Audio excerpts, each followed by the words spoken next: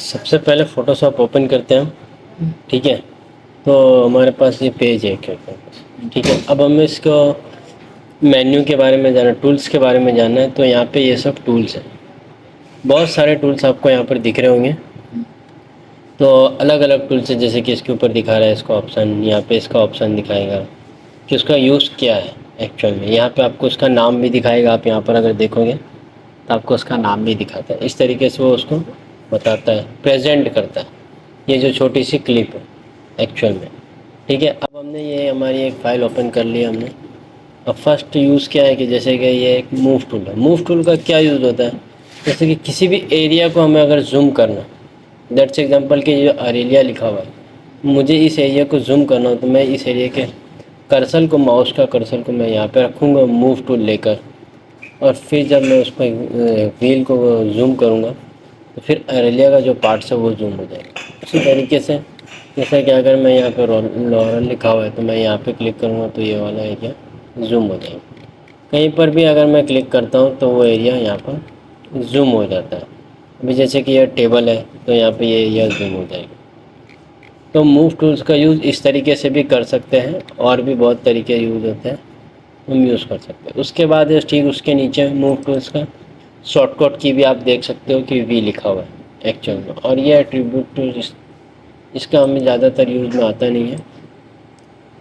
ये इस तरीके से ये जूम हो जाएगा, ठीक है, बॉक्स बन जाती है। उसके बाद ठीक है, नीचे में रेक्टेंगल सिलेक्टेड, उसका टूल्स का हर एक टूल्स का शॉर्टकट की उसके सामने होता है, आप यहाँ पे देख सकते हो। जैसे कि रेक्टेंगल मर्जिंग सिलेक्शन टूल्स का यूज़ एम है, मूव टूल का शॉर्टकट की वी है, ये है लीडर इसका एल है, क्विक सिलेक्शन का डब्ल्यू है। तो इस तरीके से हम इसका शॉर्टकट की देख सकते हैं। ऐसे तरीके से आप सब का शॉर्टकट की देख सकते हैं, ठीक है। इतने सारे जो टूल्स हैं, तो जो हमें बाहर दिख रहा है उसके अंदर भी और भी ढेर सारे टूल्स हैं। यहाँ पे भी देख सकते हो आप, यहाँ पे भी देख सकते हो, इधर भी देख सकते हो, ठीक है। तो उसके अंदर अंदर भी और भी टूल्स हैं। तो अब जब सबसे पहले जो ये सिलेक्शन टूल्स है, जैसे कि अभी मैंने इसको जूम किया, अब मुझे ये जो फ्रेम है उसके अंदर का ब्लैक वाला पार्ट्स मुझे जूम करना है एक्चुअली।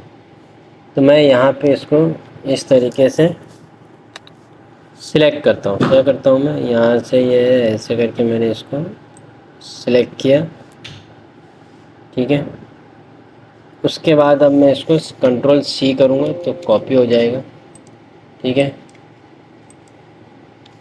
कंट्रोल सी से कॉपी हो गया और कंट्रोल वी से पेस्ट हो गया। तो इस तरीके से हम किसी भी चीज़ को सिलेक्ट करके कॉपी पेस्ट कर सकते हैं, ठीक है। ठीक उसके नीचे भी है सिलेक्शन टूल सी है, लेकिन मर्क्यूरी सिलेक्शन टूल ये सर्कल जैसा यूज़ करते सकते हैं।